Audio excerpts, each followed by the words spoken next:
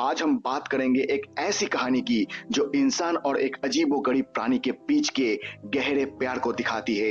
एक love story जो शब्दों से परे है और जज्बात से भरी हुई है। फिल्म का नाम है द शेप ऑफ वाटर। तो चलिए शुरू करते हैं, लेकिन उससे पहले नमस्कार दोस्तों, मैं हूं सैम और ये है नो द स्टोरी। ये कहानी है एक लड़की की जो बोल नहीं सकती थी, एक प्राणी की जो इंसान नहीं था और उनके बीच के एक अनोखे रिश्ते की। शायद दुनिया इसे समझ नहीं पाएगी, पर जिन लोगों ने प्यार की असली रूप देखा है वो समझ जाएंगे। हम मिलते हैं एलिसा से, एक शांत अकेली लड़की जो रोज सुबह एक जैसे रूटीन में जीती है। घड़ी के अलार्म के साथ वो उठती है, किचन जाती है, अंडा बॉईल करती है, ब्रश करती है और फिर तैयार होके काम पर जाती है। ये उसका रोज का रूटीन होता है। एलिसा की दुनिया बहुत छोटी है। उसका एक छोटा सा अपार्टमेंट है, एक फिक्स्ड रूटीन है, कुछ पुराने रिकॉर्ड्स और एक दो लोग जिनसे वो जुड़ पाती है। सुबह जब वो बस में बैठती है तो उसके हाथों में होती है एक लंच बॉक्स और एक छोटी डायरी जिसमें वो अपने रूटीन को लिखकर ले जाती है। बस के शीशे से बाहर देखती है, वो उन चेहरों को रोज देखती है जो उसे कभी नहीं देखते। दुनिया के शोर में उसकी खामोशी बिल्कुल खो जाती है। एलिसा एक सरकारी लैब में क्लीनिंग स्टाफ है। वो वहाँ फ्लोर साफ करती है और इक्विपमेंट्स को क्लीन करती है। लेकिन उसकी एक दोस्त है, जेल्डा। जेल्डा एक तेज और चुलबुली औरत है। वो ही है जो एलिसा के लिए बोलती है, उसकी आंखों को पढ़ती है और हर बात समझ जाती है। दोनों के बीच एक अच्छी अंडरस्टैंडिंग और बॉन्डिंग है।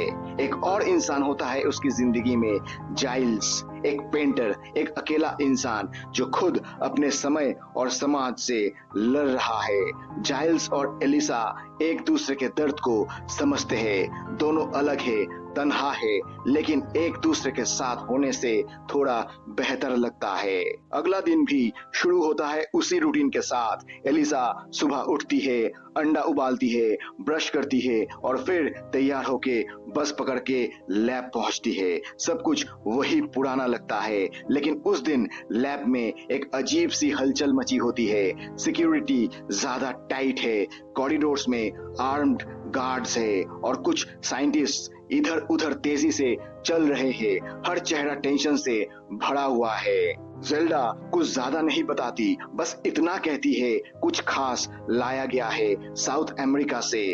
कहा जा रहा है कि जिंदा है और बहुत कीमती है। एलिसा की क्यूरियोसिटी बढ़ती है। उस लैब का एक पुराना हिस्सा सील कर दिया गया है। वहाँ गार्ड्स है और एक नया इंसान भी आया है, कर्नल रिचर्ड स्ट्रिकलैंड, एक सख्त, डिसिप्लिन्ड और रूथलेस आदमी। उसकी आंखों में गर्व भी है और गुस्सा भी। वो ये मिशन लीड कर रहा है उस ऑब्जेक्ट को स्टडी करने के लिए। तभी एलिसा और जेल्डा को क्लीनिंग ड्यूटी मिलती है उसी रेस्ट्रिक्टेड एरिया में। जब वो अंदर जाती है तो सब कुछ भूतियापन से भरा लगता है। एक बड़ी सी ग्लास टैंक रखी होती है जिसमें कुछ पानी है और पानी के अंदर कुछ हिलता हुआ दिखाई देता है। एलिसा अपने दिमाग में सोचती है, ये क्या है? कोई मशीन, कोई एक्सपेरिमेंट या कुछ और? एलिसा सीधा उस ग्लास के पास जाकर देखती है। उसकी आंखों में डर नहीं, सिर्फ हैरानी होती है। वो देखती है एक प्राणी को, आधे इंसान और आधे जलजीव जैसा। तभी स्ट्रिकलैंड तुरंत आता है और चीखता है, ये कोई सर्कस का आइटम नहीं है, इसे स्टडी के लिए लाया गया है। ये एक एसेट है, ये नेशनल प्रॉपर्टी है। एलिसा थोड़ा पीछे हट जाती है। एक अजनबी प्राणी जो उसकी तरह ही बोल नहीं सकता, जो दुनिया में अकेला है और जिसे समझने वाला कोई नहीं। उस रात घर लौटकर एलिसा चैन से सो नहीं पाती। उसकी आंखों के सामने वही प्राणी घूमता है, उसका तनाव और उसकी आंखों का दर्द, जैसे वो कुछ कहना चाहता हो पर बोल नहीं सकता हो, जैसे किसी ने उसकी जिंदगी में उसका एक दर्पण रख दिया हो। अगले कुछ दिनों तक एलिसा चुपचाप अपना काम करती रही, लेकिन उसके दिमाग में बार बार वही प्राणी घूमता रहा, हर सुबह हर शाम। उस क्रिएचर की आंखों में कुछ था, कुछ ऐसा जो एलिसा ने कभी किसी इंसान के आंखों में भी नहीं देखा था। एक उदासी, एक तन्हाई जो उसके अपने अंदर भी बस गई थी। एक दिन जब जेल्डा ब्रेक पे चली गई होती है, एलिसा चुपके से उस रेस्ट्रिक्टेड एरिया में चली जाती है, उस टैंक के पास। वहां अब पानी ज्यादा क्लियर है और प्राणी उसके सामने आकर सीधा उसकी तरफ देखता है।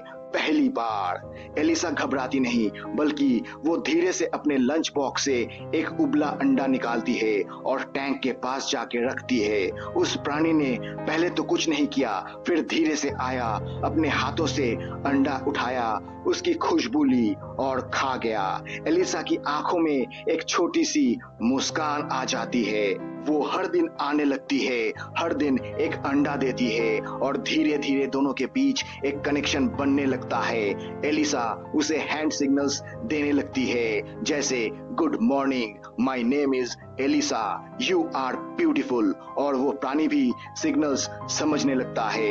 एलिसा रिकॉर्ड प्लेयर ले जाकर उसके लिए म्यूजिक बजाती है, एक सॉफ्ट क्लासिकल ट्यून बजाता है और उस प्राणी का रिएक्शन अजीब होता है, जैसे उसने पहली बार ऐसा कुछ सुना हो। उसकी आंखें बंद हो जाती है और वो पानी में धीरे से हिलने लगता है, जैसे म्यूजिक के साथ डांस कर रहा हो। एलिसा के लिए ये सब कुछ जादू जैसा है। उसने कभी सोचा भी नहीं था कि किसी क्रिएचर के साथ भी इतनी गहरी बॉन्डिंग हो सकती है।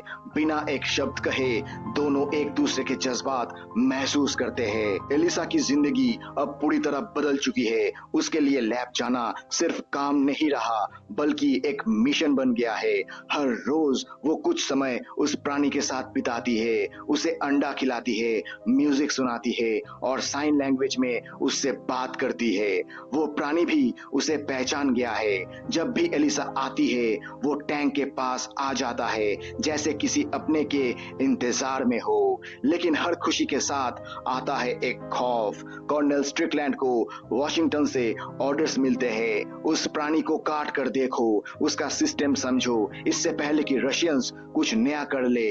यह सुनकर एलिसा का दिल टूट जाता है। उसकी आंखों के सामने वो प्राणी की मासूमियत गुम जाती है। उसी वक्त वो एक डिसीजन लेती है, उसे छुड़ाने का। एलिसा घर जाके एक डिटेल्ड प्लान बनाती है, अपने दोस्त जाइल्स को वो सब कुछ बताती है। पहले तो जाइल्स मानता नहीं, लेकिन जब एलिसा रोती है तब वो मान जाता है। दूसरी तरफ लैब के एक साइंटिस्ट डॉक्टर हॉफ स्टेटलर, जिसे इस प्राणी को मारने का मन नहीं है और उसे गिल्ट हो रहा होता है, वो एलिसा को हेल्प करता है उस प्राणी को छुड़ाने में। फिर आता है प्लान का दिन। सब कुछ शुरू होता है उसी रूटीन से। एलिसा और जेल्डा लैब आती है, सफाई करती है। जाइल्स लैब के बाहर ट्रक लेकर तैयार होता है और डॉक्टर हॉफस्टेटलर गार्ड्स का ध्यान भटकता है और एलिसा चली जाती है टैंक के पास। वो क्रिएचर को पानी के टैंक से निकालती है और एक पोर्टेबल टैंक में रखती है। इस मिशन में जेल्डा भी उसका साथ देती है। इसी दौरान एक गार्ड उन्हें देख लेता है। कॉरिडोर्स में अलार्म बजने लगता है, सिक्योरिटी भागती है और एलिसा एलिवेटर तक पहुंच जाती है। एलिसा उसे अपने घर ले जाती है, अपने बाथरूम के बाथटब में रखकर उसे जिंदा रखने की कोशिश करती है। एलिसा के घर में अब एक नई दुनिया बस गई है। एलिसा रोज उसके लिए नया खाना बनाती है। उस प्राणी ने अब उसे पहचान लिया है। जब भी एलिसा बाथरूम का पर्दा हटाती है, वो खुश हो जाता है। दूसरी तरफ लैब में कर्नल स्ट्रिकलैंड पागल हो चुका है। हर जगह सर्च ऑपरेशन चालू है। वो जेल्डा और एलिसा से भी पूछताछ करता है। एलिसा एक्टिंग करती है जैसे उसे कुछ पता नहीं हो, लेकिन अंदर से उसका दिल जोर जोर से धड़क रहा होता है। कर्नल स्ट्रिकलैंड को एक हिंट मिलता है, सफाई कर्मियों का कुछ लेना देना हो सकता है और अब उसके रास्ते सीधा एलिसा और जेल्डा के घर की तरफ बढ़ता है। कर्नल स्ट्रिकलैंड एलिसा के आसपास की सभी लोगों की इन्वेस्टिगेशन शुरू कर चुका है। उसने जेल्डा को भी इंटरोगेशन किया। जेल्डा पहले तो कुछ नहीं बताती, लेकिन जब स्ट्रिकलैंड उस पर चिल्लाता है वो थोड़ा घबरा जाती है। वो बस इतना बोलती है, एलिसा शायद कुछ जानती हो। ये सुनकर स्ट्रिकलैंड का डाउट और बढ़ जाता है। एलिसा का दिल धड़क रहा होता है क्योंकि उसने अपने प्लान्स को पूरा करने का वक्त पकड़ लिया है। उस क्रिएचर को रेडी कर दिया जाता है। उसके लिए एक बॉक्स भी तैयार है जिसमें वो समंदर तक ले जाने वाली है। एलिसा घर से निकलती है और रात के अंधेरे में चल पड़ती है। उसका रास्ता काफी सुनसान और खाली होता है। प्यार और खौफ के बीच वो समझ पाती है कि उसका डिसीजन अब उसकी जिंदगी का सबसे बड़ा कदम है। एलिसा उस समंदर के किनारे क्रिएचर के साथ खड़ी होती है। आंखों में आंसू होते हैं लेकिन चेहरे पे शांति। दोनों के बीच में कोई शब्द नहीं, सिर्फ आंखों से प्यार बहता है। और तभी अचानक स्ट्रिकलैंड वहां पहुंच जाता है। उसने सब कुछ ट्रैक कर लिया होता है। उसके हाथ में बंदूक होता है। वो गुस्से में आकर एलिसा और उस क्रिएचर दोनों पे गोली चला देता है। एलिसा तुरंत गिर जाती है, लहू लहू हो जाती है। क्रिएचर भी चोट खाता है, लेकिन उसका प्यार और जज्बा इतना गहरा होता है कि उसने सब कुछ भूलकर स्ट्रिकलैंड पर हमला करता है। एक पल में क्रिएचर स्ट्रिकलैंड के पास जाता है और उसे मार देता है। अब क्रिएचर एलिसा के पास आता है। वो उसे उठाता है और पानी के अंदर ले जाता है, समुद्र की गहराइयों में। नीचे उतरते उतरते एलिसा की आंखें बंद होने लगती है, लेकिन तभी एक चमत्कार होता है। क्रिएचर अपने हाथों से एलिसा के गले के दोनों तरफ टच करता है और वहां छोटी सी गिल्स निकल आती है, जैसे मछलियों में होती है, जैसे वो उसे एक नई जिंदगी दे रहा हो। गोली के निशान मिट जाता है, उसका जख्म भर जाता है। एलिसा की सांस वापस चल पड़ती है, मगर इस बार वो हवा में नहीं, पानी के साथ जीती है। उसके बाद क्रिएचर और एलिसा एक दूसरे के साथ हाथ पकड़कर गहरे समुद्र में डूब जाते हैं, लेकिन दर्द के साथ नहीं, एक नई जिंदगी, एक नई दुनिया के साथ, जहां उनका प्यार किसी रुकावट के बिना जी सकता है। एक साइलेंट और मैजिकल लव स्टोरी जो समुद्र की गहराई में सदा के लिए जीती है। और इस तरह एक अनोखी प्रेम कहानी जिसमें ना कोई शब्द था, ना समझ की सीमाएं, बस एक दिल से दूसरे दिल तक का रिश्ता था, समुद्र की गहराइयों में हमेशा के लिए जीवित रह जाता है।